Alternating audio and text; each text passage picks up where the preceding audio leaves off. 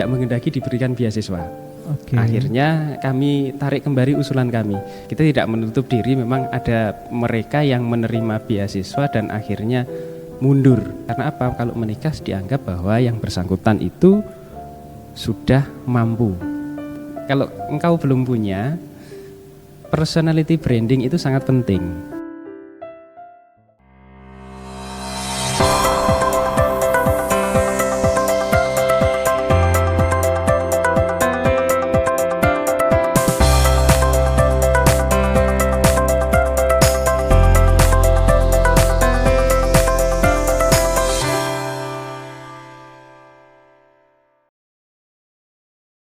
Jangan pernah menyerah pada asa, karena asa adalah kekuatan untuk meraih kesuksesan.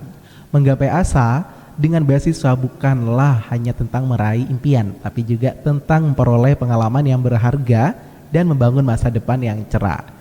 Hai Sobat Ronggo, memulai dengan episode kedua dari Cikita Cerita Kita bersama saya Kiki yang akan menemani Sobat Ronggo untuk beberapa menit ke depan. For your information, di Cikita kita akan bersama membahas seputar pengalaman yang menarik, informatif dan juga bisa memberikan motivasi untuk Sobat Ronggo semua. Tema pembahasan pada episode kedua kali ini kita kupas tuntas tentang beasiswa. Nah, ini cocok banget buat Sobat Ronggo di luar sana yang mungkin ingin lanjut studi ataupun yang sekarang sedang menempuh studi di semester 1 ataupun 2, 3 dan 4 ya, di ganjil dan genap. Oke, baik, hari ini kita sudah kedatangan bintang tamu Sobat Ronggo. Jadi bintang tamu kali ini spesial yang bisa memberikan informatif kepada Sobat Ronggo semua, yang jam terbangnya juga lumayan melalang buana. Siapa kira-kira? Apakah sudah ada yang tahu? Kita langsung sambut, beri tepuk tangan yang meriah untuk Pak Suwantoko, Wakil Rektor 3 Universitas PGRI Ronggolawe Tuban. Halo Pak Suwantoko. Halo Pak Kiki. Wah Pak Suwantoko, Iya. Gimana kabarnya Pak? Alhamdulillah baik dan sehat. Alhamdulillah Pak Suwantoko. Sekarang kesibukannya lagi apa Pak? Kesibukan di sekarang ini seperti Ini itu. kalau di mata kuliah lagi sibuk-sibuknya perfilman. Perfilman di ya Pak ya? PBSI, ya. Oke. Oh berarti PBSI itu juga ini Pak ya, ada perfilman juga Pak ya? Ada, di PBSI ada perfilman, selain teater juga ada perfilman untuk membekali mereka untuk kedepannya. Semisal nih dia tidak ingin jadi guru atau jadi guru sekaligus dia juga bisa paham tentang dunia perfilman, itu lebih asik. Lebih asik, Iya. Baik Pak Suwantoko. Nah, karena kita juga sekarang lagi fase di penerimaan mahasiswa baru Pak Suwantoko, mungkin bisa dibantu perkenalkan Pak Suwantoko dari sekarang siapa namanya, begitu kan? Takutnya di luar sana ada Sobat Ronggo yang belum tahu dengan Pak Suwantoko. Dan sekarang jabatannya apa, kemudian Pak Suwantoko sekarang ngajar di prodi apa saja atau proyek apa yang sedang dilakukan Pak Suwantoko? Iya, terima kasih Pak Kiki. Untuk aktivitas saat ini saya di bidang kemahasiswaan, lebih tepatnya di Wakil Rektor 3 yang membidangi kemahasiswaan. Nah, di kemahasiswaan itu salah satu bidang yang sangat penting atau sangat penting yaitu kesejahteraan, dan di kesejahteraan itu ada program beasiswa, dan itu ya salah satunya yang kami tangani selain kita menangani tentang hibah-hibah di kemahasiswaan, kompetisi, perlombaan, dan unit kegiatan mahasiswa, atau lebih tepatnya itu organisasi kemahasiswaan, dan itu salah satu pilot project atau bidang yang kami tangani selain alumni. Dan ada kesibukan saya di hari-hari ini kami menyiapkan mata kuliah perfilman, atau di mata kuliah kami itu namanya sinematografi ya. Dan mulai saat ini kita sudah mempersiapkan di tahap praproduksi, yaitu penulisan skenario. Dan itu sementara yang aktivitas kami yang paling memakan waktu yang banyak itu ya. Yeah. Lagi sibuk perfilman memang harus butuh waktu yang banyak ya Pak ya. Baik Pak Suwantoko, karena kita ini udah ketemu dengan Pak Suwantoko sebagai narasumber di episode tentang beasiswa Pak. Nah, mungkin bisa dikasih tahu Pak bagi Sobat Ronggo di luaran sana yang ingin masuk Uniro gitu ya, tapi terkendala biaya ataupun mungkin dia juga orangnya pintar, cuman masuk Uniro ini tidak ada biaya atau ibaratnya kurang mampu secara finansial, mungkin bisa dibantu Pak informasikan kepada mereka bahwasanya di Uniro ini ada beasiswa apa saja? Iya, di Uniro kalau beasiswa itu banyak, ada macam-macam. Yang pertama ini yang sering jadi atau bisa menjadi beasiswa yang favorit di mahasiswa ya. Saat pendaftaran itu lebih dari 100, bahkan tahun kemarin sampai 350, yaitu beasiswa PIP, Program Indonesia Pintar, atau di perguruan tinggi itu kita kenal dengan beasiswa kuliah KIP. Oke, ya, beasiswa KIP. Dan sampai hari ini mereka sudah ada beberapa yang membuat akun ya, dan mudah-mudahan ini juga kuotanya tambah begitu untuk tahun ini. Baik. Oh, kalau sebelumnya berapa kuota Pak? Kalau sebelumnya total kita mendapatkan ada 50, tahun sebelumnya pernah juga sampai 80 ya. Macam-macam bergantung pada kuota yang diberikan kepada kami di KIP itu, dan kami sebagai pengelola penyalur akan terus berupaya supaya mereka itu juga yang tidak dapat itu bisa meraih beasiswa yang lain, tidak hanya di KIP. Ya, selain KIP masih ada banyak. Ada Pertamina Sobat Bumi, program Pertamina Foundation, itu juga sangat menarik dan ini juga menjadi beasiswa favorit di Uniro. Kebetulan yang mendaftar ini juga lebih dari 100 setiap dibuka periodenya. Ada juga beasiswa Pertamina Hulu Energi Sobat Cendekia, itu juga ada, sama-sama dari Pertamina tapi anak yang berbeda begitu. Dan masih ada beberapa lagi nanti. Baik. Jadi beasiswa di Uniro ini sangat banyak ya, Pak ya. Berarti saya ini manggilnya Pak Antok ya, Pak Suantoko, Pak Antok ya. Iya, boleh. Mas juga boleh. Iya. Baik, bisa aja nih Pak Antok. Baik Pak, jadi di antara beasiswa itu mungkinkah ada syarat khusus dari kampus kita sendiri? Iya, terkait dengan syarat khusus sebelum kita masuk di syarat administrasi dan lainnya ya. Kalau di beasiswa yang ada di kampus di Uniro itu yang baik itu karena mitra ataupun program pemerintah, syarat utama ini, mohon maaf ini agak serius ya. Mohon maaf Pak Kiki, agak serius ya ini. Baik, Pak, ini yang pertama, syarat yang harus dimiliki oleh calon penerima satu, harus punya budi pekerti yang luhur. Nah ini penting. Ya, adab ya. Adab Pak ya. Adab. Kita harus memiliki adab. Sebagus apapun, sepandai apapun, jika budi pekertinya tidak bagus, itu menjadi pertimbangan pertama ketika kita diseleksi menjadi penerima beasiswa di beasiswa apapun. Yang pertama yang harus kita siapkan adalah budi pekerti yang luhur. Yang kedua, selain budi pekerti luhur, prestasi. Ini menjadi sangat penting, bahwa buatlah dirimu berbeda agar orang lain bisa melirik apa yang engkau miliki yang tentunya berbeda dari yang dimiliki orang lain. Nah, yang ketiga, selain prestasi ada reputasi. Jadi penerima beasiswa itu ketika, wah saya tidak punya prestasi Pak, bagaimana? Apakah saya itu langsung tidak bisa menerima? Oh tidak, kami akan mereview yang lain dan pemberi beasiswa pun akan mereview yang lain. Salah satunya adalah reputasi, dan reputasi itu tidak mesti kita dapatkan dari memperoleh memperoleh kejuaraan, prestasi kejuaraan. Misalnya menang hibah kompetisi. Nah di kemahasiswaan itu banyak hibah kompetisi. Ada program kreativitas mahasiswa, ada juga P2MW, ada PPK Ormawa, dan itu program-program itu mari kita dapatkan dan kita membuat branding untuk diri kita. Dan misalnya di Pertamina Hulu Energi ini memang agak khusus ya. Di beasiswa Pertamina Hulu Energi ini menghendaki mereka yang berasal dari wilayah Soko, Rengel, dan Merak-Urak, dari wilayah operasi Hulu Energi. Dan untuk yang Pertamina Sobat Bumi ini untuk siapa saja boleh, termasuk KIP juga begitu, Basnas juga demikian, ada Basnas di kabupaten itu juga sama, tetapi yang Basnas ini mulainya semester 5 yang Basnas, dan kuotanya lebih banyak. Ada program dari pemerintah itu, kabupaten menghendaki bahwa dalam satu keluarga itu minimal ada satu sarjana, dan ini bisa dimanfaatkan yang sangat seluas-luasnya bagi mahasiswa di Uniro. untuk meraih hal itu semua. Oke, Pak Santoko. Jadi saya tertarik di beasiswa Basnas tadi yang katanya itu diberikan di semester 5, Pak. Nah, itu maksudnya mungkin bisa dibantu jelaskan secara detail, Pak. Semester 5 dia itu dapat beasiswa sampai lulus ataukah di semester-semester sebelumnya uang SPP itu diganti begitu, Pak? Iya, baik Pak Kiki. Untuk beasiswa Basnas itu mulainya semester 5 dan berakhir di semester 8. Nah, dulu sebelumnya itu pernah diberikan mulai semester 1. Tetapi kemungkinan ya, kami menebaknya kemungkinan ada masukan karena beasiswa Basnas itu yang mengelola adalah Basnas. Kemungkinan ada beberapa masukan bahwa mahasiswa yang paling urgent mengalami kesulitan pembayaran itu mulai semester 5 ke atas sampai skripsi begitu.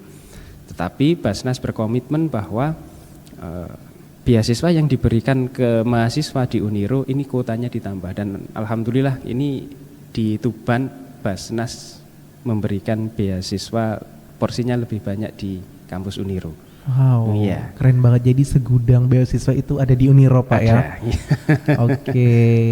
Oh iya, Pak, sebelumnya mohon maaf kalau mungkinkah gitu ya di Uniro ini mahasiswa disabilitas juga berkesempatan untuk mendapatkan beasiswa, Pak? Oh iya, di Uniro pernah beberapa tahun sebelumnya kami juga pernah mengajukan, tapi akhirnya tidak jadi. Kenapa? Untuk mahasiswa disabilitas, pernah yang kami ajukan yang bersangkutan adalah disabilitas, tetapi tidak menghendaki diberikan beasiswa. Akhirnya kami tarik kembali usulan kami. Dan untuk saat ini kemungkinan sudah mendekati akhir penutupan, itu ada beasiswa disabilitas yang disediakan oleh LPDP. Dan sifatnya kan mereka para calon penerima itu mengusulkan dan kita menerima data usulan dari LPDP ataupun dari Puslabdik, dari Kementerian Kemendikti, Saintek, apakah yang bersangkutan itu layak menerima atau tidak. Biasanya ada konfirmasi kepada kami. Nah, begitu Pak Kiki. Ada Pak Kiki untuk disabilitas? Ada Pak ya. Ada. Berarti untuk prosedurnya ini tetap ke kampus dulu begitu Pak ya? Iya, ke kampus dulu. Kita biasanya mereka akan konsultasi kepada kami. Setelah itu mereka akan mendaftar secara mandiri di LPDP ataupun di bawah Puslabdik di kementerian. Seperti KIP. Oh, seperti KIP. Jadi emang di Uniro ini juga memberikan fasilitas seperti beasiswa Pak ya. Ini sangat keren sekali dan mungkin bisa jadi pilihan calon mahasiswa baru di tahun 2025 ini. Nah, Pak Anto, kemudian apakah akhir-akhir ini adakah beasiswa yang sedang dibuka untuk mahasiswa Uniro, Pak? Iya, untuk bulan ini ada beasiswa yang sedang dibuka dan ini favorit, salah satu beasiswa favorit bagi mahasiswa di Uniro. Apa ada tuh, Pak? Pertamina Sobat Bumi. Ya ini kalau ingin menggali potensi diri dan pengalaman yang sangat luar biasa, berkompetisilah di beasiswa Sobat Bumi. Karena apa? Selain kita mendapatkan beasiswa, ada banyak pengalaman-pengalaman lain ya yang kita dapatkan dari program-program yang diberikan oleh program beasiswa Sobat Bumi. Ya, ini sangat menarik, termasuk kaitannya dengan cintai bumi dan cintai lingkungan. Wow. Nah, itu yang sangat luar biasa dan itu bisa dijadikan pacuan, dijadikan sebuah trigger bagi teman-teman yang ingin mengembangkan dirinya. Nah, betul. Gitu. Berarti selain kita dapat beasiswa, kita juga ikut andil dalam menjaga kelestarian bumi, Pak. Betul, ya. Karena kan ini ada sinergi ya beasiswa ini. Baik, Pak Anto. Kemudian Pak, apakah selama ini di Uniro itu ada nggak mahasiswa Pak yang dia tuh menerima beasiswa, tapi pas udah di tengah-tengah dia tuh mundur atau tidak melanjutkan studi? Nah itu bagaimana Pak konsekuensinya, dan mungkin ini bisa jadi catatan sobat Ronggo di masa yang akan datang jika mengambil pilihan beasiswa seperti itu. Iya, kejadian itu tapi sangat minim di Uniro, tetapi ada. Kita tidak menutup diri, memang ada mereka yang menerima beasiswa dan akhirnya mundur. Ada beberapa sebab ataupun alasan mereka mundur dan alasannya sangat logis kadang. Kadang kami juga tidak bisa memaksa.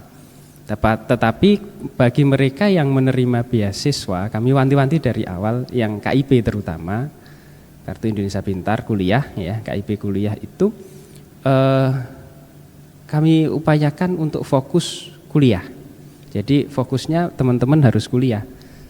Karena program pemerintah itu menghendaki teman-teman itu lulus dari program itu dan teman-teman bisa menjadi sarjana yang mumpuni begitu.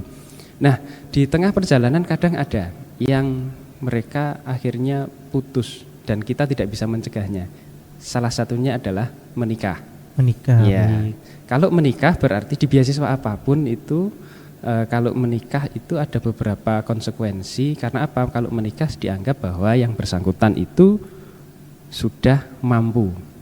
Oke. Lahir batinnya mampu kan. Berarti kan sudah ada yang membiayai. Betul. Dan rasionalitas itu yang kemudian kami pakai. Kalau di KIP misalnya menikah ya sudah berarti biaya mandiri. Masih banyak teman-teman yang lain yang membutuhkan dan akhirnya kalau bisa kami alihkan, kami alihkan. Yang kedua, ini sharing pengalaman Pak Kiki ya. Iya, boleh Pak Antok. Kenapa mereka kok akhirnya putus? Yang kedua, antara harapan dan kenyataan tidak sejalan.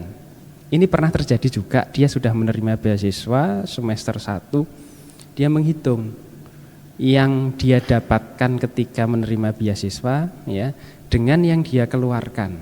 Itu pernah saya tanya itu, kalau saya kuliah dan mendapatkan beasiswa masukan saya segini.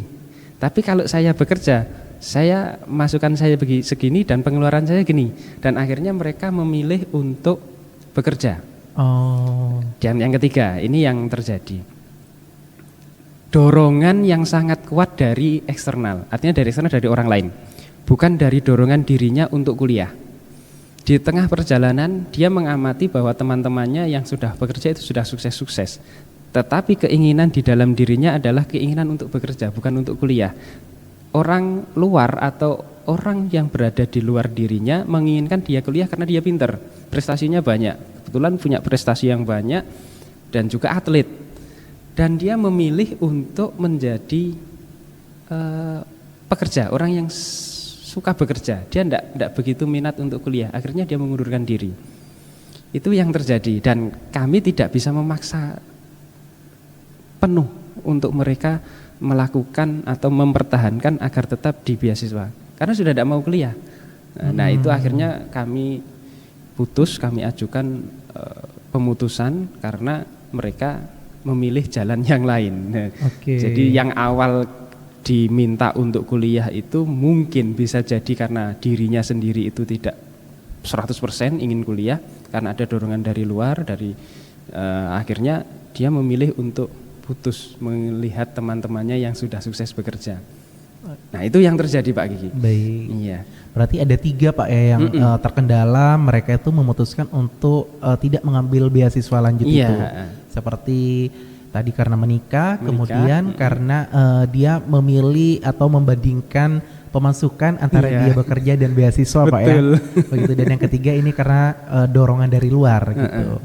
Nah Sobat Ronggo juga perlu ini Pak ya, perlu dikasih paham sebelumnya untuk sebelum mendapatkan beasiswa gitu. Karena kan ini juga kasihan sama mungkin ada mahasiswa lain yang lebih membutuhkan, tapi diambil oleh mahasiswa yang mohon maaf kurang bertanggung jawab terhadap beasiswa yang diperoleh itu Pak ya. Nah Pak Antok, kemudian hal tersulit apa yang menurut Pak Antok meluluskan atau meloloskan mahasiswa untuk mendapatkan beasiswa Pak? Sebenarnya untuk kelolosan dan sebagainya ini bukan di kami Pak Kiki ya, itu di pemberi. Ya, tetapi rata-rata yang kami tangani kalau mereka itu sampai istilahnya tidak lolos, bahkan dia memenuhi syarat untuk menjadi penerima beasiswa, menjadi calon penerima beasiswa sangat memenuhi syarat. Ada satu kendala yang sering terjadi yaitu secara administrasi kependudukan, data induk mereka itu tidak sinkron. Ini sering terjadi seperti itu. Taruhlah saja NKK. Nah, NKK tidak sinkron dengan yang ada di Kemensos dengan Kemdikbud atau sekarang Kemdikti-Saintek, dan di Kemendagri ternyata belum dilakukan update. Nah, ini yang bersangkutan ternyata yang abai dengan data induknya. Ya, akhirnya kami tidak bisa ngapa-ngapain. Ya, kendalanya itu yang sangat urgent karena itu adalah pintu masuk pertama. Dan yang kedua, ini biasanya terkait dengan administrasi. Mereka layak menerima, punya prestasi yang banyak, tetapi administrasinya tidak tertib.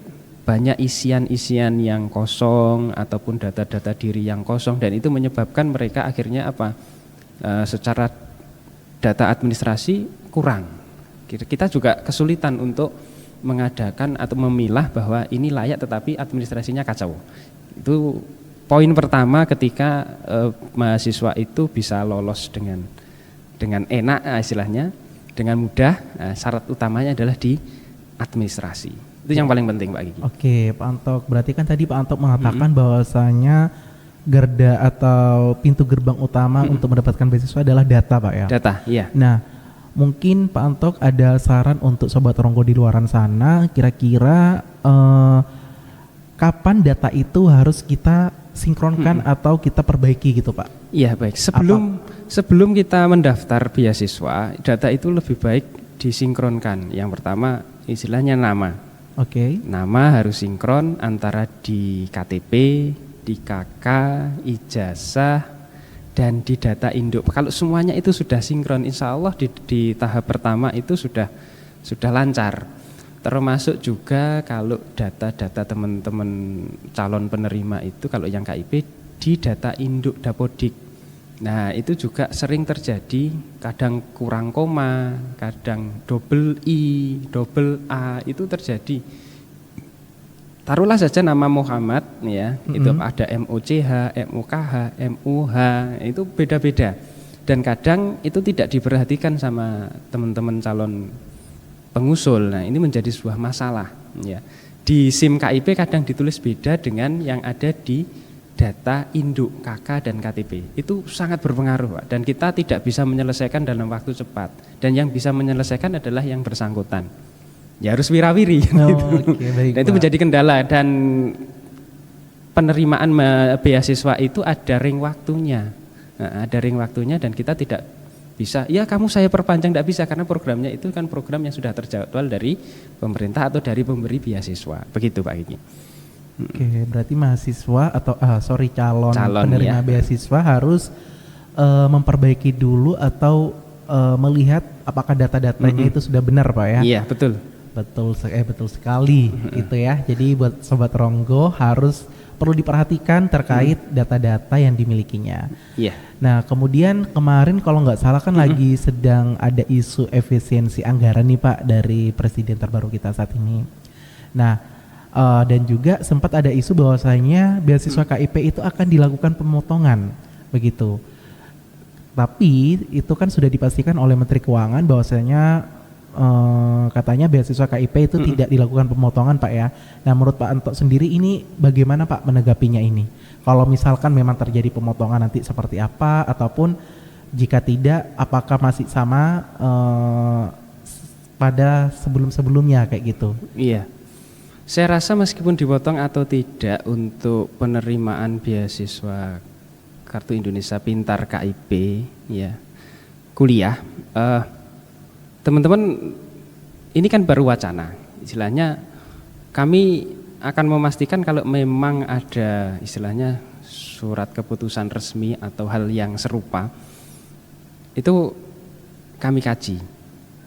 Dan kami juga menanggapi apa yang disampaikan oleh kementerian terkait dengan efisiensi itu, rasanya juga sangat sulit ketika di tengah jalan beasiswa itu akhirnya dipangkas atau dipotong.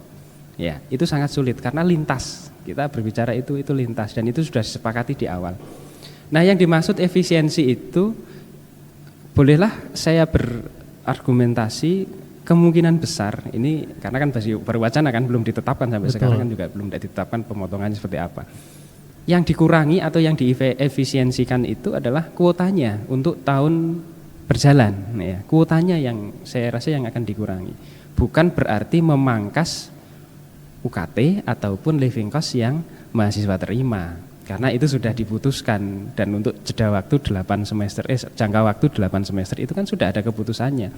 dan tidak mungkin di tengah-tengah itu dilakukan sebuah pemotongan begitu. Jadi teman-teman mahasiswa yang menerima itu juga kami pandu untuk wait and see dulu lah, apakah memang benar.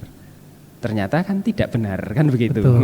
Berarti jadi lintas informasi kita jangan hanya terpaku pada satu informasi saja kan begitu ya. Baik Pak Anto, berarti nggak mungkin uang mereka, living cost dan juga SPP yang akan dipotong, melainkan mungkin kuota selanjutnya yang akan dikurangin Pak ya. Itu sangat mungkin terjadi. Tapi kalau living cost-nya yang dipotong atau UKT-nya dipotong di tengah-tengah itu rumit. Oke, baik Pak Anto. Dan ini juga menjadi sebuah challenge terhadap penerima calon beasiswa untuk bagaimana caranya supaya bisa mendapatkan beasiswa itu ya Pak ya, karena kan takutnya ada pemangkasan, bukan pemangkasan tapi pengurangan kuota gitu. Jadi kan semakin sempit untuk menuju ke sana. Artinya mahasiswa harus siap bersaing dengan mahasiswa lainnya. Itu begitu Pak? Iya, masih ada beasiswa yang lain kan masih banyak kan gitu. Iya, ada Sobat Bumi, kemudian ada PHE ya. PHE, Pertamina dan ada Basnas. Pemkat Tuban juga ada Pak ya? Ada di lewat Basnas itu salah satunya. Gitu. Baik Pak Anto. Nah, kemudian dari Pak Anto sendiri ada saran nggak untuk mahasiswa yang ingin mendapatkan beasiswa? Artinya syarat dasar apa yang harus dimiliki oleh calon penerima beasiswa itu Pak? Iya, pertanyaan sangat menarik ini Pak Gigi. Dan ini agak sulit saya jawab ini. Begini, teman-teman kalau ingin mendapatkan beasiswa sebenarnya mudah, dan mudah itu tidak bisa kita siapkan dalam waktu 1-2 hari. Ya, selain data administrasi ya. Bagi mereka yang biasanya sering ngobrol dengan saya ya, coba mulai hari ini kalau engkau belum punya personality branding itu sangat penting, begitu Pak Gigi. Jadi bukan citra diri, tapi personality branding. Beda, itu kan beda. Kalau citra diri kan begitu gagal kan mengecewakan banyak orang dan itu sulit sembuhnya kan. Tapi kalau branding ya personality branding itu adalah produk dan karya yang kita miliki. Buatlah dirimu itu berbeda dari orang lain. Nah, dengan adanya perbedaan itu, buatlah posisi yang nyaman agar engkau bisa diamati oleh orang lain, kan begitu. Kata-kata hari ini Pak ya jadinya. Nah, saya kalau mereka teman-teman yang dekat dengan saya itu saya sampaikan terus apa yang harus kamu lakukan. Ini cerita untuk teman-teman yang sudah kuliah ya. Baik Pak. Dan itu bisa berlaku untuk siapa saja. Buat pohon prestasi di dalam dirimu. Nah, pohon prestasi itu berakar dari bakat minat dan kemampuan yang kau miliki. Berakar dari bakat minat, berakar misalnya di prodi PBSI itu kaitannya dengan dunia tulis menulis, literasi, baca puisi. Dan dari baca puisi itu jadikanlah dirimu menjadi seorang yang benar-benar ansih, ahli baca puisi, bahkan menjadi juara baca puisi. Selain menjadi juara baca puisi, kamu juga bisa menulis puisi dan menulis karya sastra yang lain, termasuk hari ini ya, mereka saya challenge untuk menulis skenario. Dan ini adalah penyiapan bagaimana kita membangun pohon prestasi yang berakal dari bakat dan minat. Selain mata kuliah tentunya. Dan kalau mereka sudah memiliki itu, tentu pohon itu akan semakin besar dengan prestasi-prestasi yang dimiliki. Nah, demikian. Jadi buatlah kamu berbeda dengan orang lain.